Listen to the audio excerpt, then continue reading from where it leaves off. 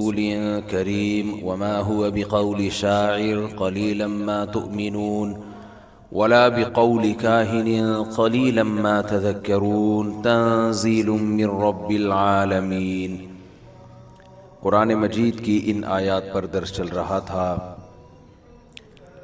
کہ اللہ تعالیٰ نے فرمایا اس کائنات میں جتنی بھی چیزیں ہیں میں ان تمام چیزوں کی قسم اٹھا کے کہتا ہوں کہ یہ جو کلام ہے یہ جبریل کا لایا ہوا کلام ہے۔ اس پر میں نے بیان میں بات کی تھی کہ اس کائنات کا ذرہ ذرہ گواہی دے رہا ہے کہ یہ قرآن اللہ کا کلام ہے۔ یہ گواہی کیسے دے رہا ہے؟ اس لیے کہ یہ کائنات بتا رہی ہے کہ بنانے والے نے اسے کسی خاص مقصد کے لیے بنایا ہے، اور وہ مقصد انسان کی آزمائش کے علاوہ کچھ بھی نہیں ہے۔ ہر چیز ہمارے لیے بنی ہے، ہر چیز۔ دو ہی نظریے ہیں نا، اتفاق سے بن گئے یا کسی نے بنایا ہے۔ اتفاق سے ایسا بن نہیں سکتا، اتنا عجیب و غریب اتفاق ہو نہیں سکتا۔ میں نے ایک مثال دی تھی پچھلے بیان میں نا، کہ جو ماہر حیاتیات ہیں، جو سائنٹسٹ ہیں، وہی کہتے ہیں کہ چوزہ جب نکلتا ہے نا خول سے باہر، ایک سوال ہے نا کہ اتنا مضبوط خول ہوتا ہے، آخری دن تک بڑا مضبوط ہوتا ہے وہ، اس دن بھی چوزے کا خول نرم نہیں ہوتا، لیکن سوال پیدا ہوتا ہے اتنا نرم و نازک چوزہ انڈا کو توڑ کے باہر نکل کیسے آتا ہے؟ پہلے زمانے میں اس کا جواب دیا جاتا تھا بھائی اللہ یہ کام کرتا ہے۔ سائنس نے ترقی کی اور انہوں نے کہا بھائی اللہ نہیں کرتا، یہ تو اس کے سر پہ ایک سینگ نکلتا ہے معمولی سا آخری دن، اس سینگ کی وجہ سے نوکیلی چیز ہوتی ہے، وہ اس خول کو توڑ کے باہر آتا ہے۔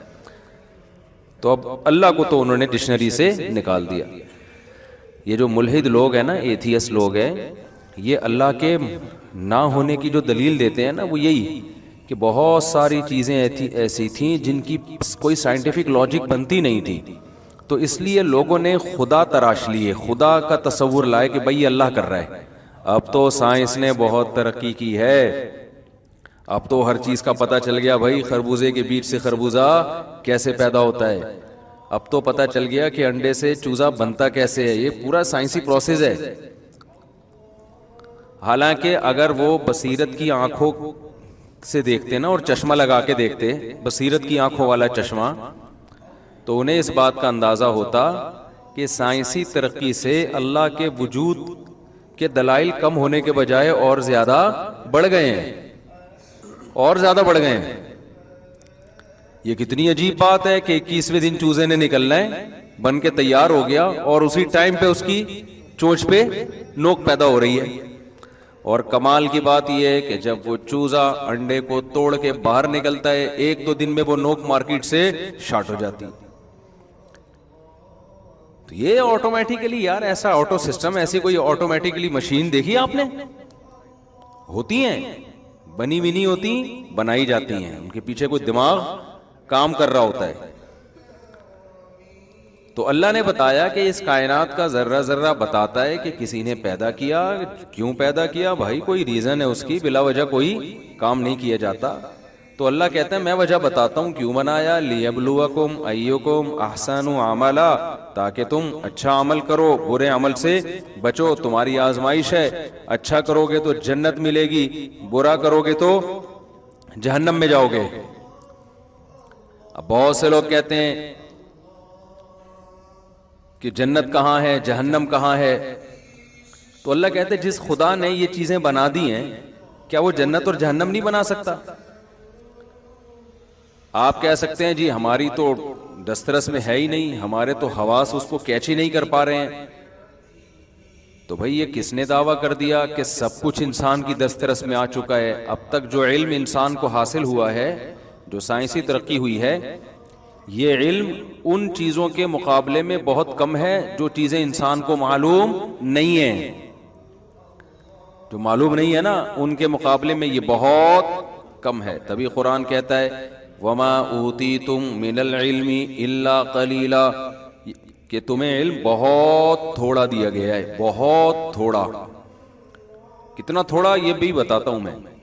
یہ آیت کب نازل ہوئی؟ یسألونک عن الروح، لوگوں نے آ کے نبی صلی اللہ علیہ وسلم سے سوال کیا، یا رسول اللہ روح کسے کہتے ہیں؟ ہماری باڈی میں روح ہے، ہم زندہ ہیں، باڈی سے روح نکل گئی، ہم مارکیٹ سے شارٹ ہو گئے۔ حالانکہ پورا غفار بھائی، ستار بھائی، وسیم بھائی پورے کے پورے ویسے ہی ہوتے ہیں۔ اب یہ روح کیا ہے؟ حیات کیا ہے؟ حیات کو اب تک ایکسپلین نہیں کیا جا سکتا، انسان سمجھ ہی نہیں پائے زندگی ہوتی کیا ہے۔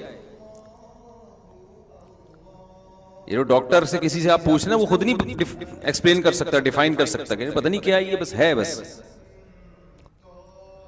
میں اکثر ایک بات بتاتا ہوں نا، بچہ جب ماں کے پیٹ میں ہوتا ہے نا تو ڈاکٹر کہتے ہیں جب اس کا ہارٹ چلنا شروع ہو جائے تو اس کو وہ زندگی سے تعبیر کرتے ہیں۔ میں نے ایک ڈاکٹر سے یہ بات سنی ہے کہ ہارٹ حرکت کرتا ہے تو بلڈ سرکولیٹ کرتا ہے اور دماغ میں بلڈ جاتا ہے جس سے کرنٹ پیدا ہوتا ہے دماغ میں، اور اس کرنٹ کے ذریعے دل حرکت۔ ابے آئنسٹائن فرما کے چلے گئے نا، آئنسٹائن، یہ لوگ اپنے سائنسدانوں کے نظریات ہی کو پڑھ لینا تو خدا سمجھ میں آ جائے گا، لیکن جب انسان کی بصیرت کی آنکھیں اندھی ہو جاتی ہے نا، اندھی ہو جاتی ہیں بصیرت کی آنکھیں، تو سائنس کے جو 2 اور 2 4 کی طرح ایکویشنز ہیں نا، جو خدا کے وجود کا بہت بڑا ثبوت ہیں، انہی سے خدا کی نفی کر رہے ہوتے ہیں بیٹھ کے۔ آئنسٹائن نے کیا فرمایا تھا؟ E=mc²۔ یہ میں ایکویشن بھول گیا تھا اصل میں، تو پھر مجھے اپنے کوئی شاگرد انجینئر، میں نے کہا وہ کون سی ایکویشن تھی یار، مجھے یاد نہیں آ رہی، وہ آئنسٹائن نے کچھ فرمایا تھا، اس نے کہا وہ یہ، میں نے کہا پھر مجھے یاد آ گیا۔ تو انرجی جو ہے وہ ماس کو روشنی کی اسپیڈ کے اسکوائر سے ضرب دیا جائے، ماس کو ضرب دیا جائے روشنی کی اسپیڈ کے اسکوائر سے۔ تھوڑی بہت فزکس ہم نے بھی پڑھی ہے، اتنے فارغ ہم نہیں ہیں اتنا لوگ ہمیں سمجھتے ہیں۔ یہ تو علوم اتنے دلچسپ ہے نا کہ اگر اسکولوں میں ٹیچر صحیح طرح سے پڑھائیں اور پڑھائی کا صحیح سسٹم ہو تو فزکس، کیمسٹری، بایولوجی اور ٹریگنومیٹری وغیرہ یہ اتنے دلچسپ علوم ہیں کہ اس میں ڈنڈے مار مار کے نقل کر کے امتحان پاس کرنے کی ضرورت ہی طلبہ کو نہیں رہے گی۔ تو اتنے، لیکن پڑھانے والے کا مسئلہ بھی ہوتا ہے بعض دفعہ، وہ پتہ نہیں کس طریقے سے پڑھا رہے ہو، دلچسپی نہیں ہوتی پھر اس میں۔ پھر ہم کیا کرتے تھے، جیسے مارم پیٹی تو کھیلا کرتے تھے، تو ایک پروجیکٹائل حرکت ہوتی ہے نا، موشن ہوتی ہے، موشن کے اس میں تو آپ اتنی اسپیڈ سے یوں کر کے پھینکیں۔ اب ہمیں ہاتھ کی اسپیڈ تو پتہ نہیں تھی کہ ہم کتنی اسپیڈ سے پھینک رہے ہیں، اینگل پتہ چلتا تھا کہ 45 سے اینگل سے جائے گی نا کوئی چیز تو اتنا دور جائے گی، تو آپ فاصلہ ناپو، پتھر کتنا دور گرا ہے، تو اس فاصلے اور اینگل سے آپ اپنے ہاتھ کی فورس کا اندازہ لگا سکتے ہو، یہی کیلکولیشن ہوتی ہے نا۔ تو میں آئنسٹائن کے بارے میں عرض کر رہا تھا کہ سائنسدانوں ہی کو پڑھ لیا جائے نا اگر، تو سائنسدانوں کی ایکویشنز 2 اور 2 4 کی طرح گواہی دے رہی ہیں کہ یہ کائنات خود بخود نہیں بن سکتی، انرجی کنورٹ ہوگی ماس میں یا ماس کنورٹ ہوگا انرجی میں، سمجھ رہے ہو؟ ایسا نہیں ہو سکتا کہ 0 سے انرجی آ جائے یا 0 سے مادہ آ جائے، یہ نہیں ہو سکتا۔ سمجھتے ہو گے نہیں سمجھتے؟ یہ تو جو ہو گیا تو اس کے بعد اب سائنسدان دیکھ کے کہہ رہے ہیں یہ بن سکتا ہے، یہ بن سکتا ہے۔ اس کی مثال ایسے جیسے میں نے مرغیاں پالی ہوئی ہیں، مجھے پتا ہے انڈے سے چوزا نکلتا ہے، چوزے سے چوزا مرغی بن کے پھر مرغی سے انڈا نکلتا ہے تو اب مجھے بتاؤ، میں بھی سائنسدان بن گیا، مشاہدے کی بیس پہ جو بھی ایک اصول اور ضابطہ آپ نکالیں گے جو گراؤنڈ ریئلٹی پر مشتمل ہو، وہی سائنس ہے نا، اور کیا ہے سائنس؟ تو میں نے چھوٹا سائنسدان آپ کہہ سکتے ہیں، سائنسدان بن گیا، میں نے مشاہدے کیے، کئی سال تجربے کیے کہ انڈا بغیر مرغی کے نہیں پیدا ہو رہا اور مرغی بغیر انڈے کے پیدا نہیں ہو رہی۔ کئی سال تجربے لیب میں لے گیا مرغیوں کو، جنگلوں میں گیا، ساؤتھ افریقہ میں، زیمبیا میں، ادھر آسٹریلیا میں، یار انڈا بغیر مرغی کے، بشرطے کہ مرغی کا انڈا ہو۔ آپ کہہ سکتے ہیں مور کا انڈا تو بغیر مرغی کے آ رہا ہے، پورے جو ہے نا تجربے کرنے کے بعد، ایکسپیریمنٹ کرنے کے بعد ایک میں نے لا وضع کیا، ہر وہ انڈا جو انڈا ہے اور مرغی کا ہے وہ مرغی سے ہی پیدا ہوگا۔ بھائی چلیں سادہ سی ایکویشن ہے نا, یہ فارمولا ہے نا, سادہ سا لا ہے نا, تو لا تو چاہے سادہ ہو یا پیچیدہ ہو, لا میں یہ دیکھا جاتا ہے کہ ہے یا صحیح ہے کہ غلط ہے. لا میں یہ دیکھا جائے گا کہ یہ پھینک رہا ہے یا واقعی ایسا ہے. تو اب میں نے ایک لا دریافت کیا, میں نے کہا بھائی مرغی کا انڈا ہمیشہ مرغی سے پیدا ہوگا اور انڈے کے بغیر مرغی نہیں پیدا ہوگی. یہ کتابوں میں پڑھائے جانے لگا. وہ اب کے چند بیوقوف قسم کے لوگ پیدا ہوئے کہ جی مفتی طارق مسعود صاحب ایک سائنسدان گزرے تھے, انہوں نے ایسی باتیں کی اب کہ خدا کا تو اب تصور کی ضرورت ہے ہی نہیں. یہ جو مولانا ٹائپ کے لوگ کہا کرتے تھے کہ اللہ ہے جو مرغی سے انڈے کو پیدا کرتا ہے اور انڈے سے مرغی, جاندار سے بے جان اور بے جان سے جاندار, یہ سب ایسے ہی باتیں, اب یہ پرانی باتیں جب سائنس میں ترقی نہیں تھی بھائی, یہ پرانی باتیں. اب سائنس نے ترقی کر کے 2 اور 2 4 کی طرح بتا دی ہے کہ انڈا مرغی سے اور مرغی انڈے سے. اب ہے تو سوال پیدا ہو رہا ہے کہ جب انڈا مرغی کے بغیر نہیں ہو سکتا اور مرغی انڈے کے بغیر, تو پہلی دفعہ کیسے پیدا ہو گئے؟ اس وقت تو نہ انڈا تھا نہ مرغی تھی. نہیں آ رہی کھوپڑی میں بات. تو یہ سوال تو ختم ہونے کے بجائے اور زیادہ مضبوط ہو گیا. تو اس سوال کا جواب سائنسدانوں کو مل نہیں رہا تھا, تو پھر ڈارون تشریف لائے. انہوں نے اس کا حل تلاش کرنے کی کوشش کی. انہوں نے کہا بھائی یہ جو انڈے سے مرغی اور مرغی سے انڈے, یہ مفتی طارق مسعود تو ایک سائنسدان ہے, اس نے تصور پیش کیا, تصور ہی غلط ہے. اصل میں ان کو تو سائنس میتھس پڑھی نہیں ہے, ٹھیک ہے نا, سائنس کو یہ سائنس بولتے ہیں, ان کو تو کچھ بھی پتہ نہیں ہے. ایکچولی ایسا ہوا تھا کہ پہلے ایک سیل پیدا ہوا. میں اس ڈارون پہ نہیں جاؤں گا, اس پہ میں بہت دفعہ بیان کر چکا ہوں, لیکن بات چل گئی تو اس کو کمپلیٹ کرے پھر ہم آگے چلتے ہیں. اور بھی غم ہے زمانے میں ڈارون کے سوا. اچھا یہ ذہن میں رکھیں, ڈارون سے پہلے بھی سائنسدان گزرے ہیں جنہوں نے یہ ارتقاء کا نظریہ پیش کیا ہے. وہ انہوں نے اتنی بڑی بڑی پھینکی تھی کہ وہ پھر لطیفے بن گئے بعد میں. تو ڈارون نے آ کے بہت بڑی پھینکی, لیکن ان سے کم کی کوشش کی اس نے. اس سے پہلے ایک سائنسدان تھا, مجھے اس کا نام یاد نہیں ہے, مطلب بہت ساری چیزیں. وہ سائنسدان یہ کہتا تھا کہ یہ جو زرافہ ہے نا, اتنی لمبی گردن والا, جنگلوں میں زرافہ دیکھا ہے, اتنی لمبی گردن, اصل میں یہ جو سیل ترقی کرتے کرتے پہلے بکری بنا تھا, پھر نیچے کی گھاس ختم ہو گئی, تو پھر اوپر درختوں میں پتے لگتے تھے اوپر. تو وہ بکریاں جنہوں نے اپنے آپ کو زندہ رکھنے کے لیے گردنیں اونچی کر کر کے کھانا شروع کیا, ان کی نسلیں رہ گئیں.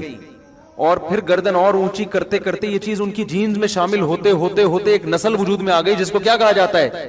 زرافہ. تو یہ وہ اتنی اونچی جا جا کے نا, یہ تو اور پتہ نہیں کروڑوں قسم بکریوں کی بھوک سے ہلاک ہو گئی.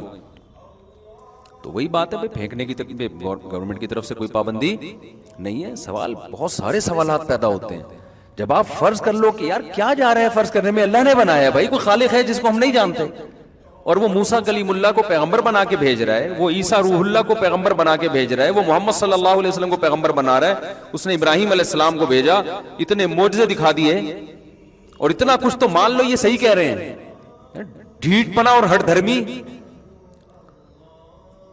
یہ جو چیتا ہے نا, چیتا, اس کے کیسے دھاریاں ہوتی ہیں نا خوبصورت قسم کی, جیسے سویٹر پہن کے گھوم رہا ہے. ایک آدمی نے زیبرا نہیں دیکھا تھا, تو ایک دن جنگل میں گیا ایک دیہاتی آدمی, تو زیبرے کو دیکھ کے کہتا ہے گدھے کو کس نے سویٹر پہنایا ہوا ہے یہاں پہ یار, ہے بھائی جنگل میں گدھے کو سویٹر کس نے پہنا؟ زیبرا کراسنگ, جو زیبرے کی دھاریاں ہوتی ہیں اور یہ جو چیتے کے ہوتی ہیں, اب یہ کیسے بن گئی یار اتنے خوبصورت کلر, اتفاق سے ہونے والی چیزیں کو رنگ کے ڈبے گرے اور دیوار پہ کلر ہو جائے, آڑے ترچے ہوں گے نا. ابے ہمارا مور دیکھ لو آ کے یار, زیبرا تو میرا مور دیکھ لو, روزانہ پر پھیلا کے بیٹھا ہوا ہوتا ہے. جب بھی میں اس کو دیکھتا ہوں میں یہ لفظ ضرور زبان سے بولتا ہوں, کوئی بھی میرے سامنے, کہ خدا کی قسم یہ خود بخود پیدا نہیں, اتنا کلرفل اور اتنے خوبصورت کلر اور اتنے خوبصورت انداز سے اس کی پینٹنگ, ایسے لگتا ہے باقاعدہ گھنٹوں گھنٹوں بیٹھ کے پینٹنگ کی گئی ہے. جب وہ پر کھول کے کھڑا ہوتا ہے نا مور, اس کے جو تاج بنتا ہے بیچ میں, اور اس کے جو خوبصورت تاج, گھنٹوں گھنٹوں بیٹھ کے پینٹنگ کی گئی ہے, تب یہ وجود میں آیا ہے. سمجھتے نہیں ہو میرا خیال ہے بات کو, تو نہیں تو اچھے بھی سمجھ جائیں گے, جب ہم مر جائیں گے نا تو ہمارے اچھے بھی سمجھیں گے. فرعون کے اچھے سمجھ گئے تھے نا, جیسے ہی غوطہ کھایا تھا اس نے,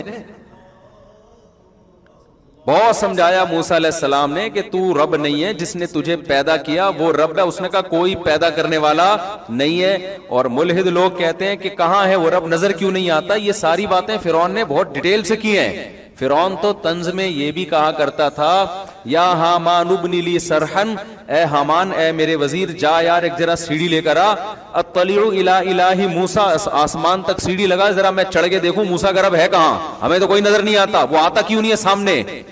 آج بھی ایتھیسٹ لوگ یہی بکواس کر رہے ہوتے ہیں، آتا کیوں نہیں، خدا نظر کیوں نہیں آتا؟ او بھائی نظر آ جائے گا تو پھر آزمائش کہاں رہے گی؟ نظر آ گیا تو پھر تو فرشتوں کو تو اللہ نے دل میں یقین ڈال دیا نا، وہ تو برائی کرتے ہی نہیں ہیں۔ آزمائش یہی ہے نا کہ کھوپڑی استعمال کر کے خدا پر ایمان لے کر آؤ، ظاہر پرست مت بنو۔ تو وہ کیا کروں، یہ ٹاپک ہے نہیں لیکن یہ بہت چل رہا ہے یونیورسٹیوں میں آج کل، لڑکے بہت الحاد کی طرف جا رہے ہیں، اور باہر ملکوں میں تو عیسائیت بھی ختم، ہندوازم بھی ختم، سکھ مذہب بھی ختم، اب دور ہے اسلام اور الحاد کا۔ نہیں یاری کھوپڑی میں بات، اب جو جنریشن جو جا رہی ہے نا جس طرف، دنیا میں کوئی بھی ہندو مذہب قبول نہیں کر رہا، دنیا میں کوئی عیسائی مذہب قبول نہیں کر رہا، دو چار ہوں گے وہ آٹے میں نمک کے برابر، کوئی دو چار واقعات آ جاتے ہیں نہ ہونے کے برابر۔ دنیا میں کوئی بھی سکھ مذہب قبول نہیں کر رہا ہے، دنیا میں کوئی یہودی نہیں ہو رہا ہے۔ اب دنیا میں دو چیزیں پھیل رہی ہیں، یا تو مذہب کا بالکلیہ انکار یا اسلام۔ نہیں یاری بات، یہ دو ٹریک ہیں۔ اب اگر دوسرے مذہبوں پہ محنت کرنا شروع کر دی، بھائی سکھ یوں بولتے ہیں تو ہندو یوں بولتے ہیں، اپنی صلاحیتوں کو ضائع کرنے والی بات ہے۔ ہاں یہ مطلب نہیں کہ جو کام کر رہے ہیں وہ غلط کر رہے ہیں، جیسے ڈاکٹر ذاکر نائک تو کمپیئر کر رہے ہیں نا مذاہب کا، وہ تو ان لوگوں کو جو ہیں تو ان کو تو ہدایت ملے نا کسی طریقے سے، لیکن میں فیوچر کی بات کر رہا ہوں۔ فیوچر جو جا رہا ہے نا، کیونکہ لوگوں میں ایجوکیشن کا ریشو بڑھ رہا ہے، تعلیم بڑھ رہی ہے، اب لوگ توہم پرستی کی دنیا سے نکل رہے ہیں، اب کہتے ہیں دلیل سے بات کرو، یہ ایک اچھا پازیٹو ایک رخ پہ انسانیت چل پڑی ہے۔ اب لوگ کیا کہتے ہیں، بھائی بات کس سے کرو؟ پہلے زمانے میں کیا ہوتا تھا، جی میرے ابا نے فرمایا، تیرے ابا نے فرمایا۔ ایک مولانا صاحب نے مجھے بلایا، کہا کہ میرا چینل چلا دیں کسی طریقے سے۔ میں نے کہا آپ ہر بیان میں کہتے ہیں میرے ابا نے فرمایا، میرے دادا نے فرمایا، میرے نانا نے فرمایا، مارکیٹ میں یہ فرمایا نہیں چلے گا۔ لوگ قال اللہ قال رسول سننا چاہتے ہیں، اللہ نے کیا فرمایا تو اللہ کے رسول نے کیا فرمایا۔ میں نے کہا آپ یہ جو فرمایا، وہ بتاتا ہوں نا، ایک تبلیغ جماعت گئی، ایک جماعت گئی کہیں گاؤں میں، تو وہ کہتے ہیں کوئی بندہ تقریر کر رہا تھا، فرمایا جو شخص نماز نہیں پڑھتا وہ ایسے جیسے پتہ نہیں سود کھاتا ہے، جو یوں نہیں کرتا تو فرمایا۔ پھر میں نے کہا ایسی حدیث ہم نے پہلی دفعہ سنی ہے یار۔ پھر میں نے کہا یہ کس نے فرمایا؟ کہہ رہے ہم نے فرمایا، ہم نے فرمایا۔ تو دنیا نا دو ٹریک پہ چل پڑی ہے۔ فیوچر نئی جنریشن جو ہے، اگر نئی جنریشن میں کوئی مذہب پہ مضبوط ہے تو اس کی اگلی والی گئی کام سے۔ تو اس لیے میں زیادہ تر یہ الحاد پہ بہت بولتا ہوں کہ یہ عقل کے بالکل کیا ہے، خلاف ہے، کیونکہ ان کا جو دعویٰ ہے نا، جو ملحد لوگ ہیں ان کا دعویٰ بڑا اٹریکٹیو ہے۔ دعویٰ کیا ہے؟ بہت ہی اٹریکٹیو، کہ ہم سائنس کو مانتے ہیں اور سائنس مشاہدات کے علم کا نام ہے، یقینی چیز ہوگی تو مانیں گے، جب تک وہ ثابت نہیں ہوگی لیب میں تجربوں میں ہم اس کو نہیں مانیں گے۔ ایسی پکی باتوں پہ زندگی کی بنیاد کھڑی کی جا سکتی ہے، مذہب کے فرض شدہ مفروضوں پہ زندگی کی بنیادیں کھڑی نہیں کی جا سکتی۔ مذہب کے مفروضے فرضی ہیں، جنت، جہنم، قبر کا عذاب۔ کوئی ایکسپیریمنٹ کسی کا ہوا آج تک؟ بتاؤ بھائی، کسی نے دیکھا؟ اگر ہم بتاتے ہیں فلاں نے دیکھا، بھائی ہو سکتا ہے دماغی تخیل ہو، اس کو ہمیں کیا پتا، کوئی یوٹیوب پہ دکھاؤ نا، کیا خیال ہے، کوئی مردہ زندہ ہوتے ہوئے دکھاؤ۔ عیسیٰ علیہ السلام کے معجزے تھے، مردوں کو زندہ کرتے تھے، وہ رپورٹ ہے بھائی، یہ ہم نے تو نہیں دیکھا کہ کرتے تھے۔ محمد صلی اللہ علیہ وسلم نے چاند کے 2 ٹکڑے کیے، بھائی یہ تو مسلمان کہتے ہیں، ہم نے تو اپنی آنکھوں سے نہیں دیکھا۔ تو یہ مفروضوں کی بنیاد پہ زندگی نہیں ہوگی۔ پھر صبح شام سائنس پڑھ کے انسان کا دماغ بن جاتا ہے۔ پھر ایک میں آپ کو ایک دلچسپ بات بتاؤں جو بڑی ڈینجرس ہے لیکن ہے حقیقت، ایک کڑوی حقیقت۔ یورپ میں جب مذہب سے بغاوت پیدا ہوئی ہے نا، مذہب سے بغاوت، اس میں یہ تقریباً کہا جاتا ہے کہ 16ویں صدی ہجری میں، یعنی صدی عیسوی میں، یعنی 1500 کے بعد، ابھی تو 2022 چل رہا ہے نا، تو 1500 تک تو یورپ میں عیسائیت کے عروج کا زمانہ تھا۔ 1599 تک عیسائیت کے عروج کا زمانہ، عدالتوں میں پادری، نکاح پڑھانے والے پادری، طلاقوں کے فتوے دینے والے پادری، گناہ معاف کروانے پادری کے پاس جانا پڑے گا. بادشاہ سلامت کے دربار میں پادری کا وجود ضروری تھا، وہ پادری سے مشورے لیے بغیر نہیں چل. یہ عیسائی اسٹیٹس تھیں.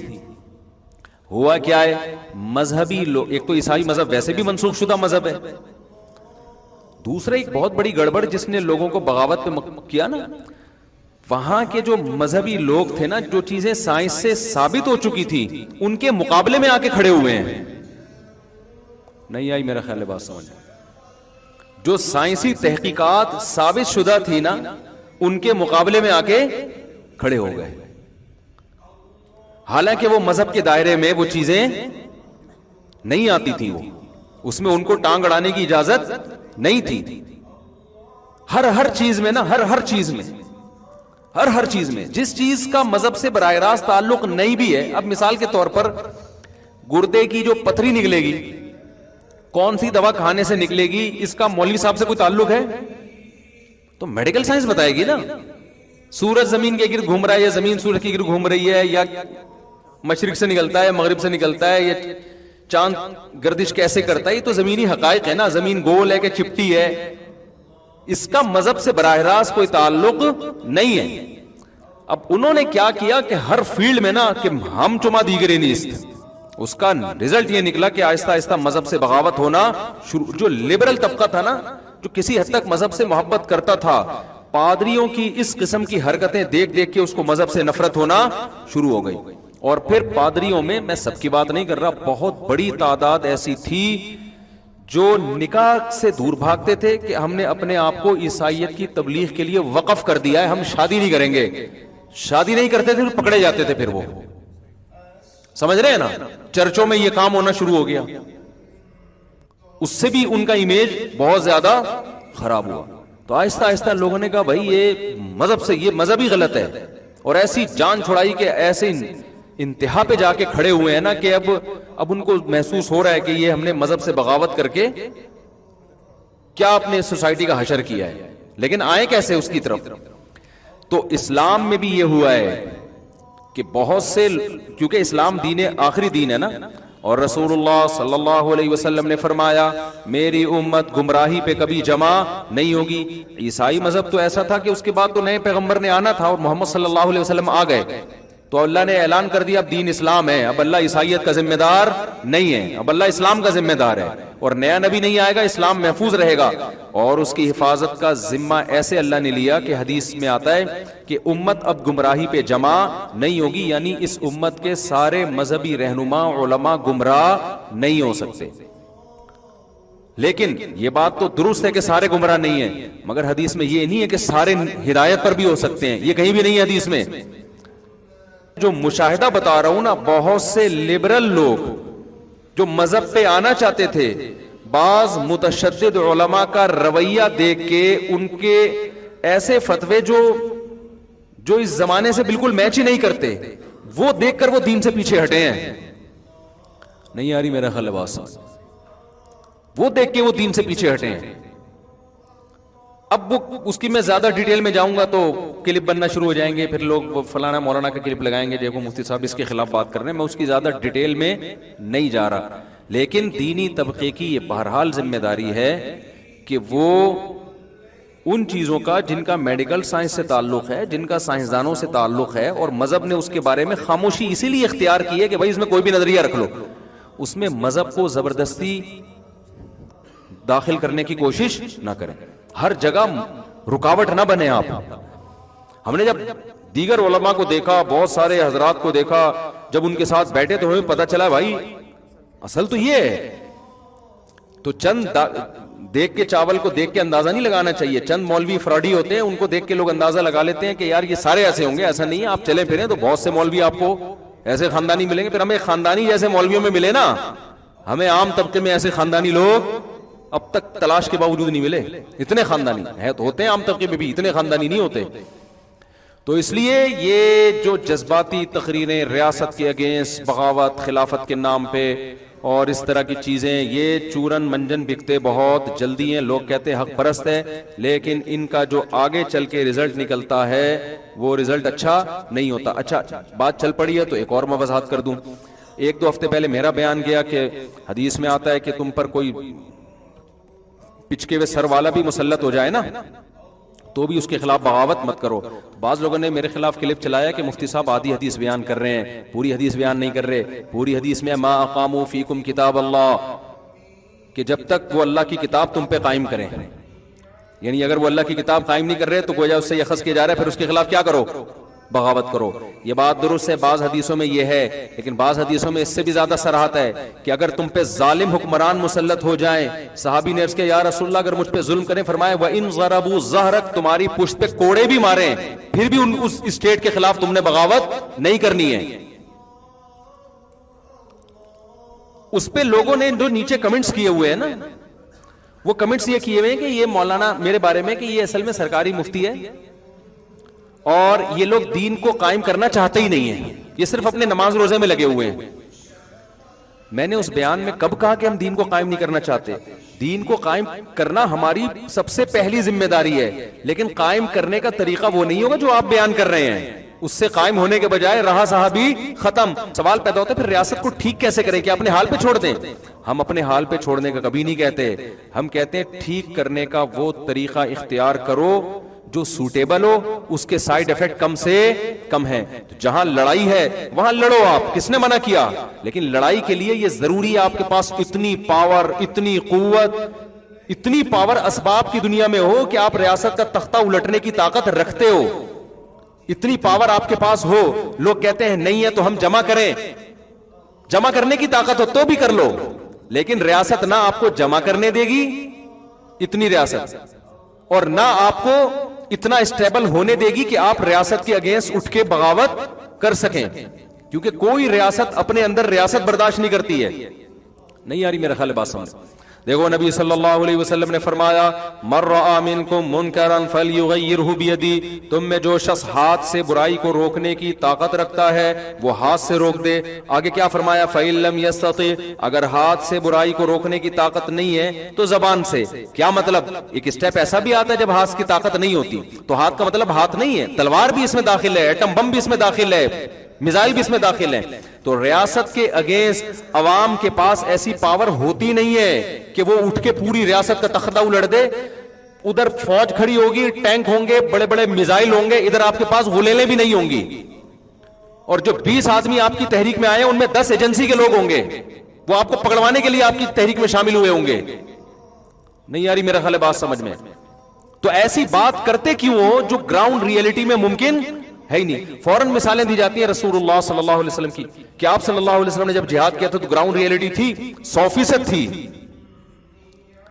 جب مکہ میں آپ 13 سال رہے، گراؤنڈ ریئلٹی کہہ رہی تھی کہ ابھی مت لڑو، آپ میں طاقت نہیں ہے، لہذا آپ 13 سال تک نہیں لڑے. کیونکہ بلال حبشی کے سینے پہ پتھر رکھے جا رہے ہیں، ان کو گرم ریتوں پہ لٹایا جا رہا ہے، وہ اپنا دفاع نہیں کر پا رہے، اور ان کو کہا جائے گا کہ اس ریاست کے اگینسٹ ہم نے مکہ میں خلافت قائم کرنی ہے.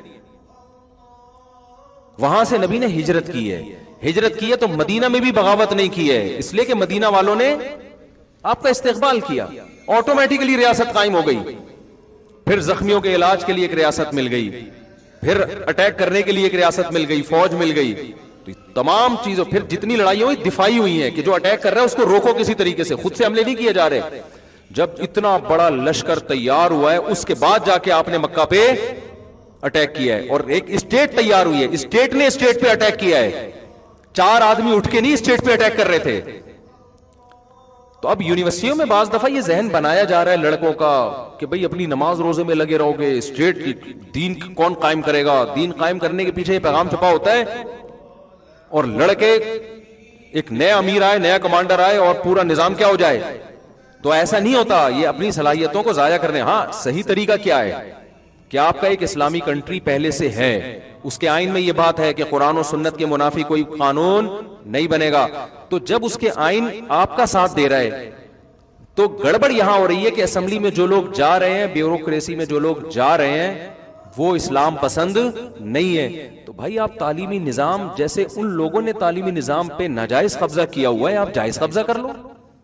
آپ ایسی ٹیم تیار کرو بیوروکریٹس میں، وہ جب آگے جائے گی ججز ہوں گے، فوج کے افسران ہوں گے، اس طرح سے آپ تبدیلی لے کر آؤ، ساری دنیا آپ کو ویلکم کرے گی. جو جامعۃ الرشید کر رہا ہے اور بھی دیگر ادارے کر رہے ہیں، آج نہیں 20 سال 30 سال کے بعد اس کا رزلٹ ظاہر ہوگا. یہ طریقہ سوٹیبل بھی ہے، اس میں خون خرابہ بھی نہیں ہے، اور ہر آدمی اس کو پسند بھی کرے گا. لیکن یہ طریقہ کیوں؟ اس لیے کہ لانگ ٹرم ہے نا، ہم چاہتے ہیں آج رزلٹ نکل جائے. تو اس چکر میں ایسی فضول قسم کی باتیں، یہ کر دو، یوں کر دو، فلانا کر دو، ڈھمکانا کر دو، نتیجہ کیا نکلتا ہے؟ وہی جو میں بات لے کے شروع ہوا تھا نا، لبرل طبقہ مذہبی طبقے سے قریب آنے کے بجائے دور کے، یار یہ بڑے ڈینجرس لوگ ہیں بھائی، یہ جو اتنے اچھے اخلاق سے بات کر رہے ہیں، نائس ٹو میٹ یو، کوئی پتہ نہیں اس کی جیب میں بغاوت کا بم رکھا ہوا، یہ ماحول بنے گا. تو اس لیے دیندار طبقے کو ملک سے محبت دوسروں کی نسبت زیادہ کرنی ہے، اس کو ملک سے وفاداری دوسروں کی نسبت زیادہ دکھانی ہے، اس کو یہ احساس دلانا ہے کہ جتنے ہم ملک سے مخلص ہیں آپ اتنے مخلص نہیں ہو سکتے. یہ عمل سے یہ دکھانا ہے، پھر ملک کی باغ ڈور آپ کے ہاتھ میں آئے گی اور آپ پازیٹیو تبدیلی اس میں کر پائیں گے. خیر یہ کہاں سے کہاں نکل لی ہم. تو خیر اس وقت محبت سے دین کی بات کرنے کے علاوہ آپ کے پاس کوئی آپشن نہیں ہے. دیکھو سختی سے بات جب کی جاتی ہے جب آپ پاورفل ہوتے ہو. جیسے پولیس کے پاس کیا ہے؟ اختیارات ہیں. پولیس کہے گی موبائل میں بیٹھ جا، ایکسکیوز می سر کائنڈلی آپ بیٹھ جائیں موبائل میں، آپ کہیں گے نہیں بیٹھ رہا، پولیس یوں اٹھائے گی آپ کو موبائل میں بٹھا دے گی. یہ ایک سادہ سا اصول ہے بھائی، پاور جس کے پاس ہوگی وہ اس اسٹائل سے بات کرے گا. جب مذہبی طبقے کے پاس پاور ہی نہیں ہے، کوئی ریاست بھی نہیں ہے، کوئی پاور بھی نہیں. افغانستان میں طالبان سمجھا دیتے ہیں کہ بھئی اب انہوں نے، ہم دیکھو یہاں تقریر کرتے ہیں، دیکھیں ایکچولی کو ایجوکیشن سسٹم نہیں ہونا چاہیے، لڑکیاں ادھر ہوں، ہم ایکسکیوز، اور یہ کر کے ہی سمجھائیں گے نا. کبھی کبھار غیرت میں آ گئے تو تھوڑا سا یوں کہہ دیے بغیرتی والا نظام ہے. اس سے زیادہ ہم یہ تو نہیں کہ میں یونیورسٹی میں جا کے ٹھٹے مارنا شروع کر دوں، اوے یہ تیری کیا لگتی ہے جو تو اس کے ساتھ بیٹھا ہوا ہے. اس کو کہوں کہ میں چونکہ غیرت مند ہوں مجھے غصہ بہت آ رہا ہے. تو آپ بتاؤ اس سے کو ایجوکیشن سسٹم ختم ہوگا یا تھوڑا بہت جو مولویوں کا یونیورسٹی میں داخلہ ہے اس پہ بھی پابند؟ لیکن طالبان نے افغانستان میں کیا کیا؟ انہوں نے کہا لڑکیاں الگ بیٹھیں گی، لڑکے الگ بیٹھیں گے. لوگوں نے کہا کہ نہیں، یہ انہوں نے کہا جو کہہ دیا وہ ہوگا. پاور میں ہے نا، تو ریاست ہے، گورنمنٹ ہے ان کے پاس. تو آپ کے پاس بھی اگر گورنمنٹ ہے، آپ جج بن جاؤ، آپ پولیس میں چلے جاؤ، آپ بیوروکریسی میں چلے جاؤ، اس کے بعد تمہارا باپ بھی قانون بنائے گا تو اس کے باپ کو بھی ماننا پڑے گا. یہ شریعت کا حکم ہے، یہ میں اپنی طرف سے نہیں کہہ رہا. جب نہیں ہے تو مذہبی لوگوں کو بہت نرم لہجے کی ضرورت ہے، ورنہ خدا کی قسم جو حالات کا خطرہ ہے نا، اسلام زمین میں دھستا چلا جائے گا. یہ جو ہم بیان میں اتنا مزاح کرتے ہیں، ایک تو میری نیچر ایسی، دوسرا یہ کہ بھائی محبت سے ایک جہاں تمیز سے ایک بات کھوپڑی میں اتاری جا سکتی ہے، تو خام ہمیں آنکھیں دکھا کے ان کو ڈرٹ سین دکھا کے کیوں بندہ بات سمجھائے یار. آپ کے فائدے کی بات ہو رہی ہے بھائی، 4 شادیاں کر لو، سمجھ میں آ رہا ہے کر لو، نہیں آ رہا نہیں کرو یار، میرا تھوڑی کوئی فائدہ ہے اس میں. ایک تو سوری منہ سے نکل گیا 4 شادی، نماز پڑھ لو، روزہ رکھ لو، صحیح ہے نا. تو پیغمبروں نے بھی دیکھو، نبی صلی اللہ علیہ وسلم سے پہلے جو پیغمبر آئے نا، جن کے پاس ریاست نہیں تھی، تلوار نہیں تھی، ان پیغمبروں کی دعوت میں بہت نرمی ہے، بہت نرمی. جیسے موسیٰ علیہ السلام نے ساری زندگی نرمی سے دعوت دی فرعون کو، ایک دن بھی علم جہاد بلند نہیں کیا، کیونکہ رعایا میں ہے نا، رعایا میں، ریاست میں تھوڑی ہے. اللہ نے ہی ہلاک کر دیا فرعون کو. اسی طرح یہ جو قوم عاد، قوم سمود کی طرف جو پیغمبر بھیجے گئے، ساری زندگی لوط علیہ السلام کو دیکھ لو، آخر میں پوری قوم آئی ہے اور فرشتوں کے بارے میں کہنے لگی کہ یہ لڑکوں سے ہم نے بدفعلی کرنی ہے. لوط علیہ السلام کیا کہنے، لو ان لی بکم قوتا، کاش میرے بازوؤں میں طاقت اور قوت ہوتی، کاش میں لڑ سکتا، میں لڑ نہیں سکتا.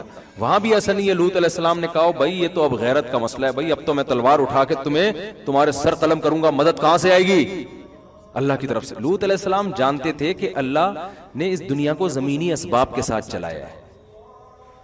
اللہ اگر آرڈر ہی دے دیتے نا کہ آپ نے ان کے سر کاٹنے ہی کاٹنے، پھر تو کرتے. وہ جب آرڈر نہیں ہے تو پھر تو بھائی جو زمینی اتنے لوگوں سے میں کیسے لڑ سکتا ہوں؟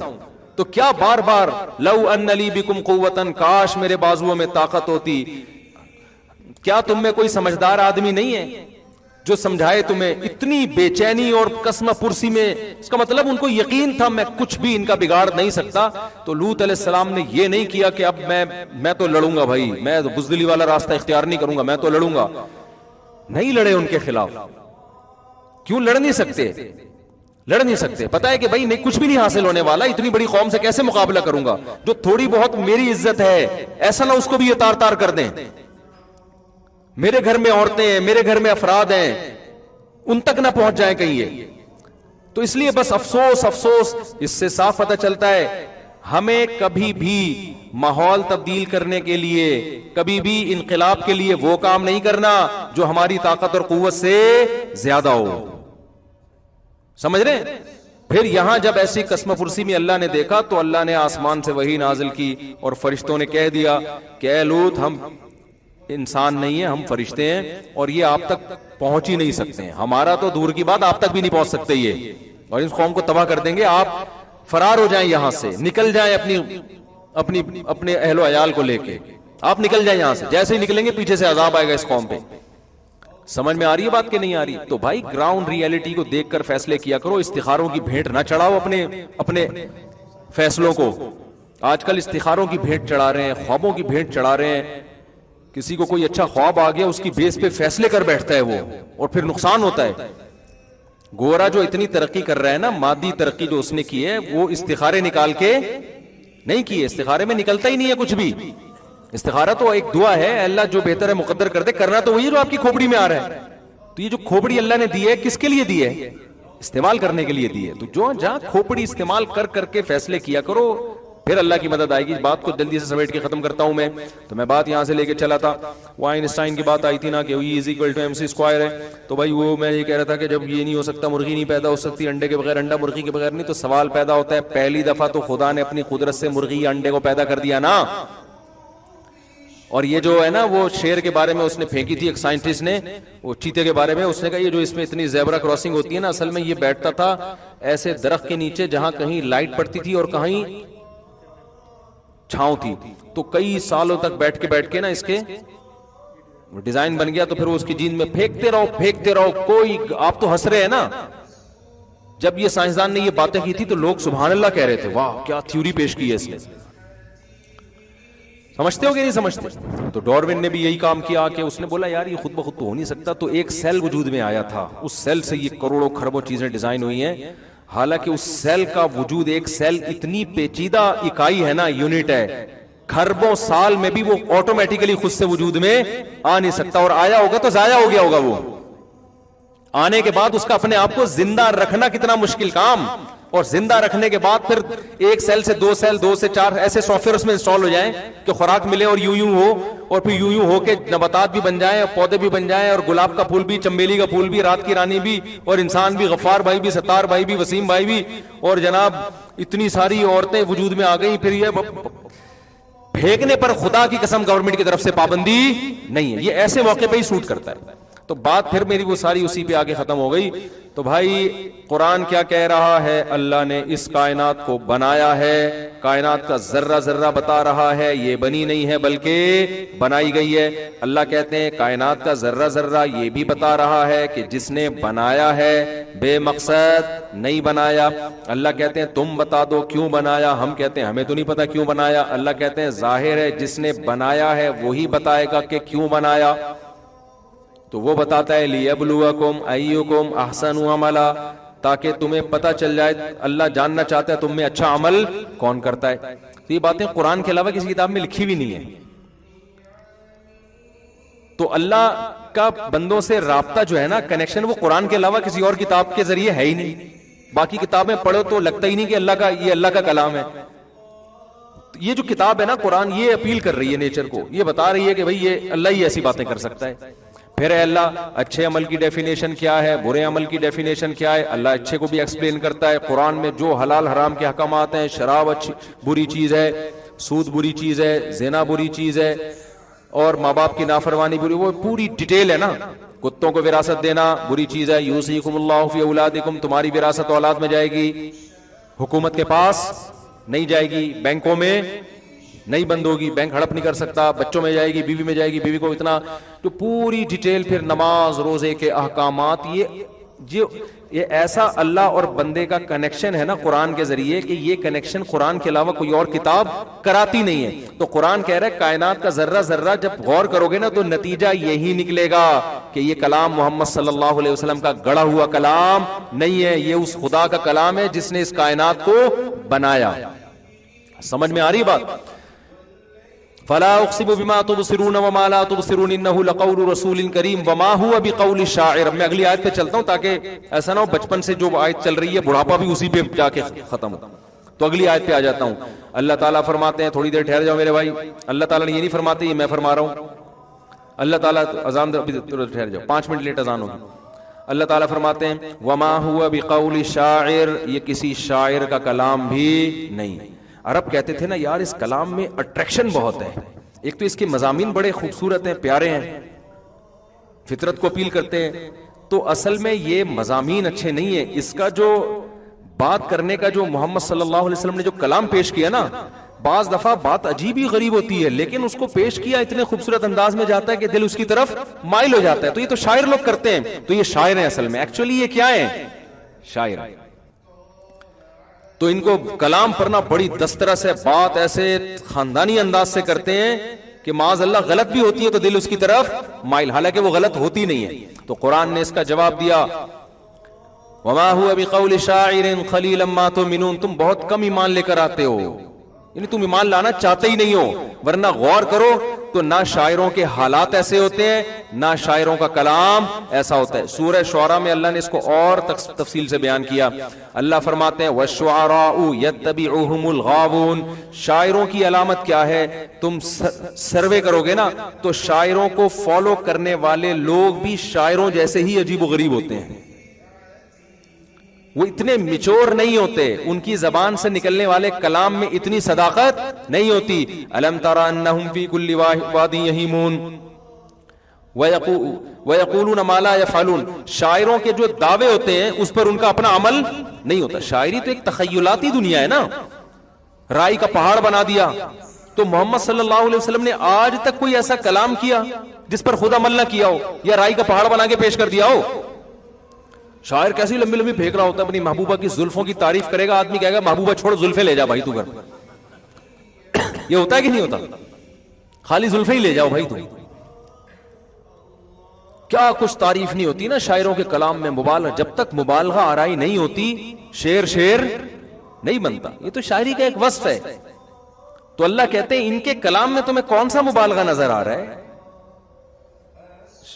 جو ان کی جو باتیں ہیں کہ ماں باپ کے ساتھ اچھا سلوک کرو, ان کے سامنے اف نہ کرو, وبالوالدین احسانا وبذی القربى والیتامی والمساکین, اور سود کے حکام ہیں, اس میں وراثت کے حکام ہیں, نکاح طلاق کے حکام ہیں, حج کے حکام ہیں, نماز کے اوقات بیان کیے گئے ہیں. شاعروں کے کوئی اس طرح کا کبھی دیکھا آپ نے شاعروں کا کلام؟ تو شاعر تو مبالغہ آرائی کر رہے ہوتے ہیں. تو آگے اللہ نے فرمایا کہ وما هو بقول شاعر قليلا ما تؤمنون ولا بقول كاهن, یہ کاہن کا کلام بھی نہیں ہے. کاہن نہ ایسی باتیں کرتے تھے جو لوگوں کے مینٹل لیول سے اوپر کی. لوگ کہتے ہیں بھائی بہت پہنچے ہوئے لوگ ہیں بھائی, اف, تو لوگ ان کی طرف مائل ہوتے تھے. تو یہ کہتے تھے محمد صلی اللہ علیہ وسلم بھی کاہن ہے. تو اللہ نے اس بات کو بھی واضح کیا کہ تم غور و فکر نہیں کرتے, نصیحت حاصل نہیں کرتے. اگر نصیحت حاصل کرو تو تمہیں پتا چل جائے کہ محمد صلی اللہ علیہ وسلم کاہن اور جادوگر ٹائپ کی چیزیں ہوتی ہیں نا, پھینکنے والے لمبی لمبی. کاہنوں کے کپڑے گندے میلے اور دعوے, سنگ دل محبوب آپ کے قدموں میں, یہ پڑھو گے یوں ہو جائے گا, یہ کرو گے یوں ہو جائے گا, پھینک رہا ہوتا ہے لمبی لمبی بیٹھ کے, اور اس کی باتیں لوگوں کی سمجھ میں آ ہی نہیں رہی ہوتی. یہی اس کا کمال ہوتا ہے. یار حضرت اتنے پہنچے ہوئے ہیں, پتہ نہیں کیا فرما رہے ہیں.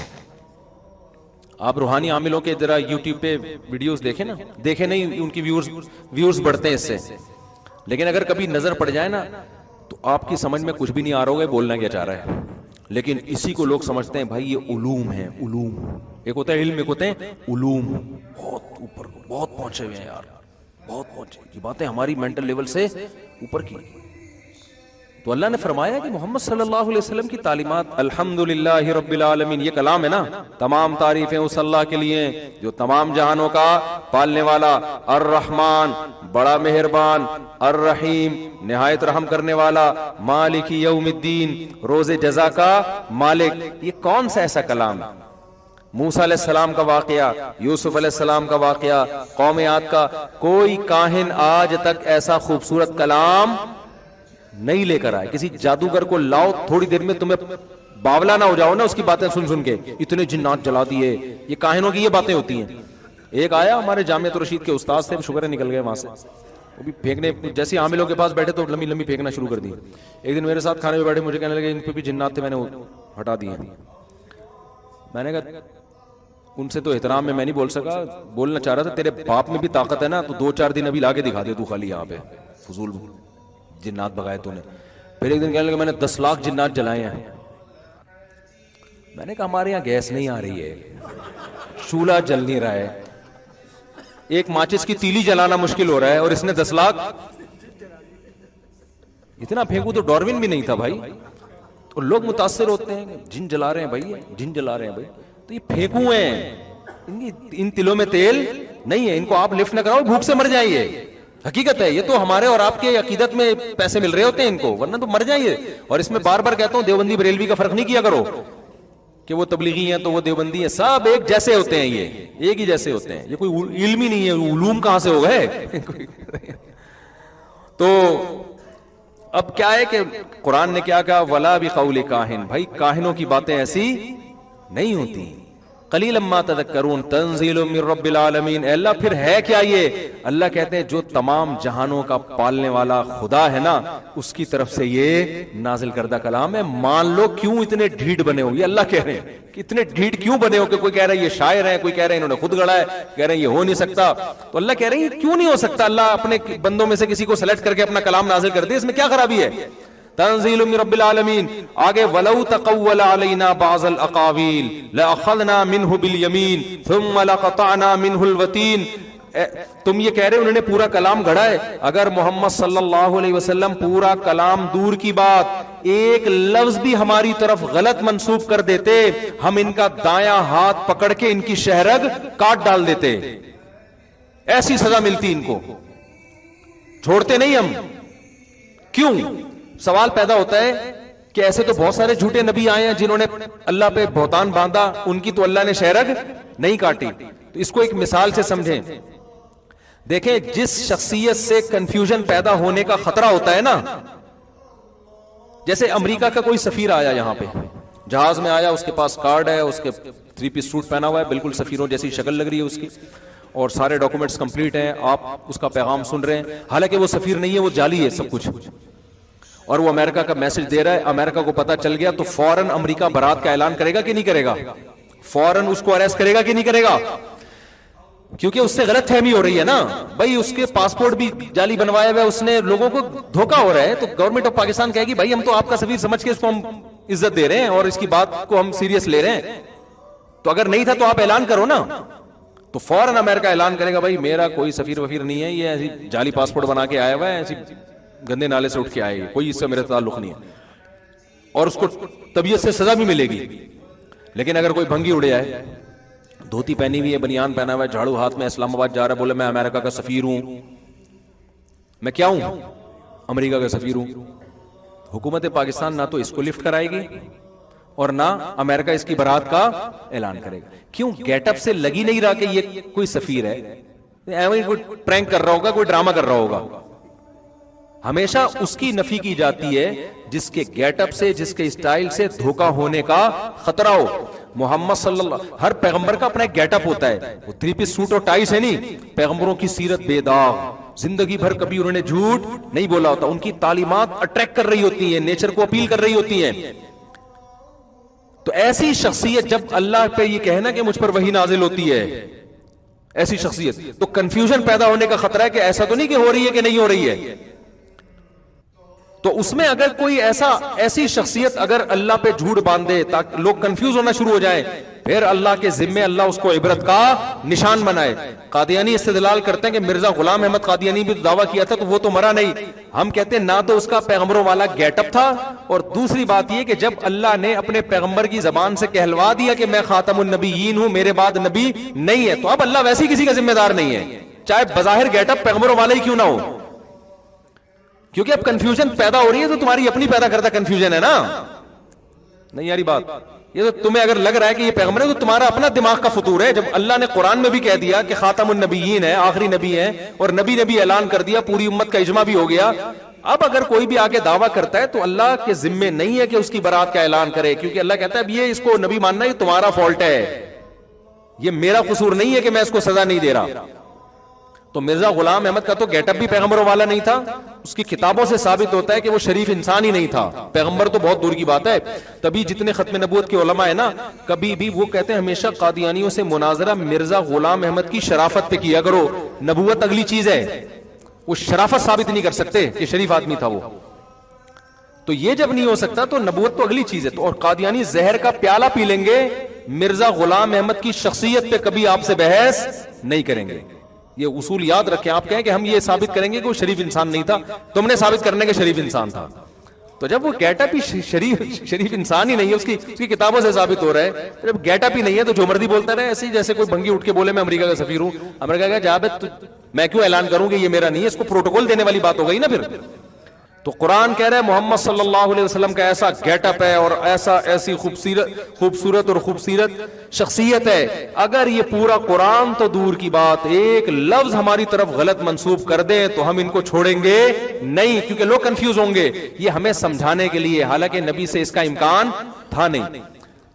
لَأَخَذْنَا مِنْهُ بِالْيَمِينِ ثُمَّ لَقَطَعْنَا مِنْهُ الْوَتِينَ وَمَا مِنْكُمْ مِنْ أَحَدٍ عَنْهُ حَاجِزِينَ. پھر کوئی بھی اس عمل سے ہمیں نہیں روک سکتا. تو وقت ہمارا کمپلیٹ ہو گیا.